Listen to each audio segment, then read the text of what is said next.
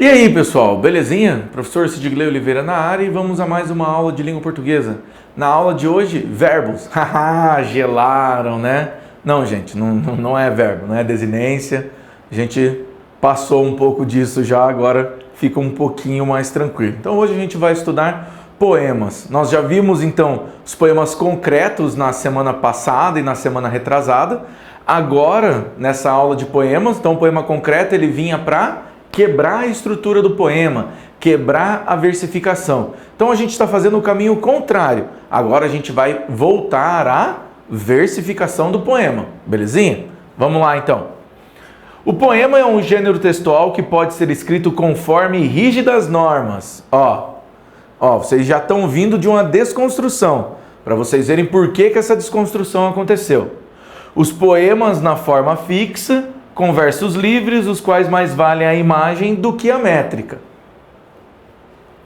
Poema é um gênero textual relacionado aos gêneros literários. É impossível dissociar o poema da literatura, arte que tem a palavra como obra-prima. Na literatura não há compromisso com a objetividade, tampouco com a sintaxe ou com a semântica. Opa, olha lá. Na literatura não há compromisso com a objetividade. Se é literatura, ele é ficcional. Então o poeta tem um grande poeta, o maior escritor de língua portuguesa, que foi o Fernando Pessoa.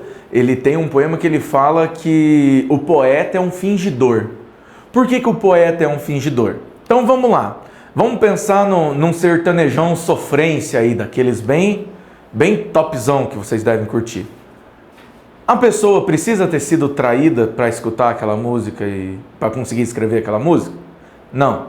A pessoa tem que estar apaixonada para escrever aquela música? Não.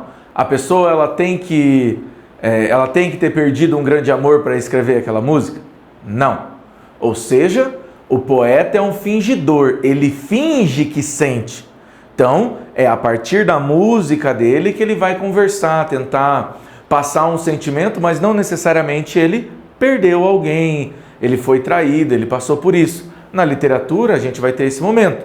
Tem muito poema que fala de amor de pessoas que nunca amaram. Ah, professor, mas tem muita gente que amou e sofreu. Fechou, eu estou falando que a pessoa não necessariamente precisa ter passado por aquilo. O que ele quer dizer que ele não tem com a sintaxe e com a semântica? Ou seja, a estrutura do poema nós podemos moldar as palavras, fazer neologismo. O que é um neologismo? Criar a palavra para que o nosso poema ganhe sentido, beleza? A palavra pode ser lapidada, dissecada, subvertida de acordo com as vontades de quem escreve o poema, para assim atingir seu principal fim, impressionar o leitor e nele despertar diferentes sensações. As músicas. A música, que eu estava falando para vocês, essas músicas de sofrência, elas despertam sensações nas pessoas. Ah, mas você só fala da música sertaneja? Não, gente, qualquer música. Eu peguei elas, porque geralmente a música sertaneja tem aquela sofrência toda, certo? Embora seja difícil conceituar a poesia, elemento da subjetividade, ou seja, ele não é direto, presente nas mais variadas manifestações artísticas, é possível estabelecer parâmetros que nos ajudem a compreender o poema, o gênero textual. Como gênero, o poema apresenta algumas peculiaridades, uns detalhes que o diferem dos demais gêneros, essas facilitam a sua identificação. Se engana quem acredita que todo poema é composto por versos e estrofes. Vocês já sabem que não, Vocês já estão ligados que tem um poema concreto. Bem como os poemas que alinham o visual, a linguagem verbal, contrariando a ideia do poema.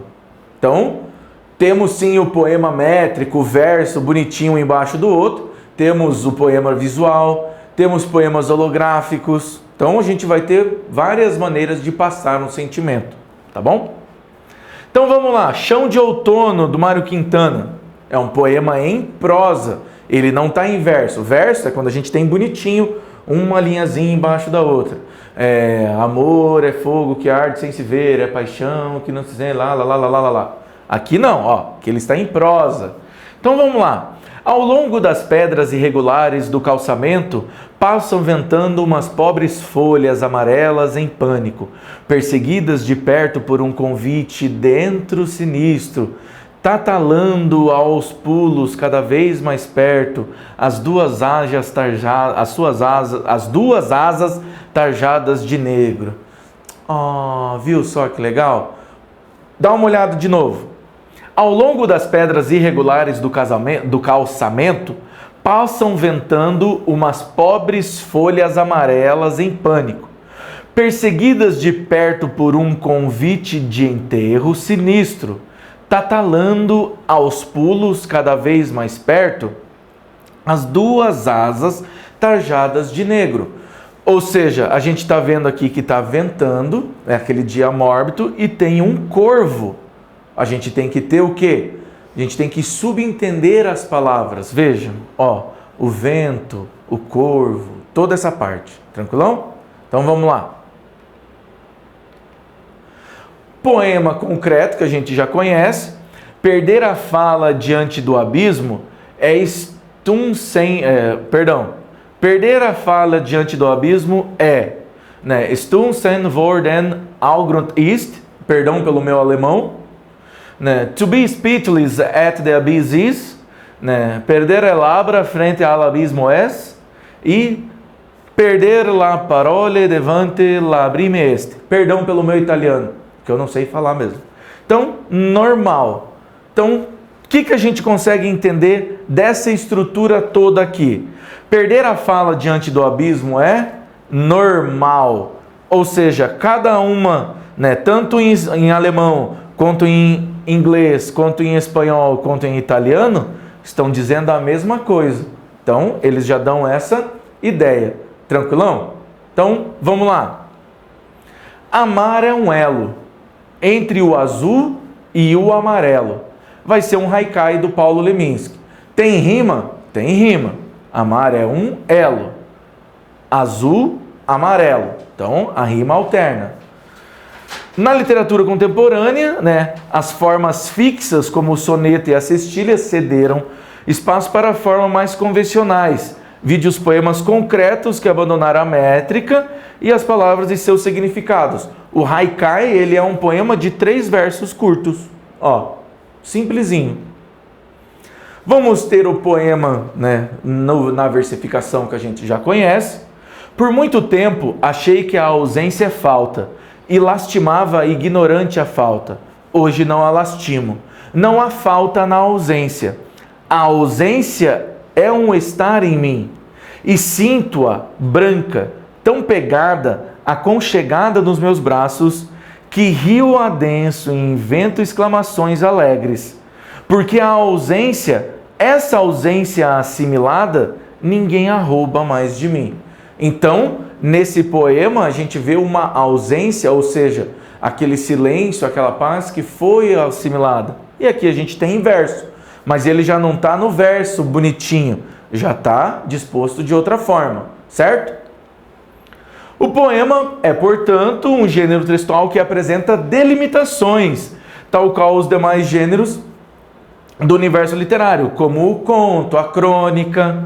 Mas para a poesia, que pode estar contido ou não o poema, haja vista que todo poema é dotado de lirismo e beleza.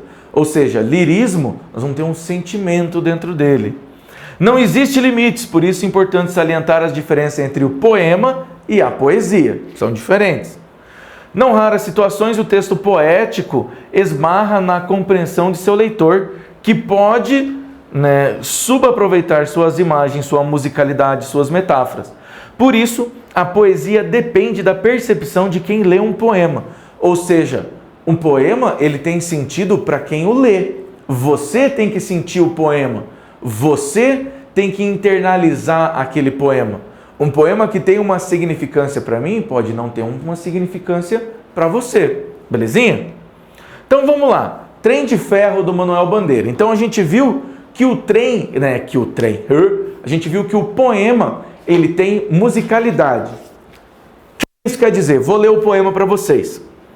Café com pão, café com pão. Virgem Maria, o que foi isto, maquinista? Agora sim, café com pão. Agora sim, voa fumaça. Corre cerca, aí seu foguista, bota fogo na fornalha.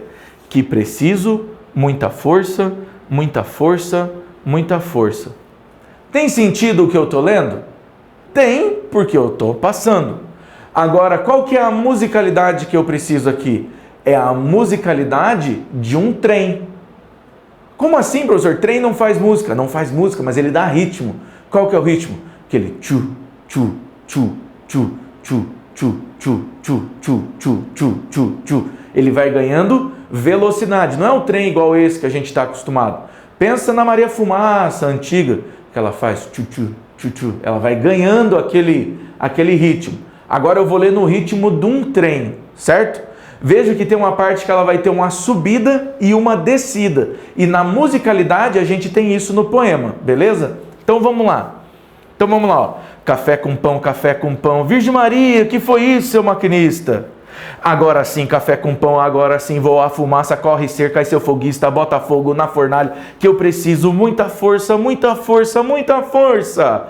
Oh, foge bicho, foge povo, foge ponte, passa poste, passa pasto, passa boi, passa boiada, passa galho, dignazeira, debruçada no riacho, que vontade de cantar. Então, a gente fez o quê? O ritmo do trem, a gente vê que aqui ele precisava de mais força porque ele estava numa subida. Quando a gente tem o oh, é quando a gente vê a descida.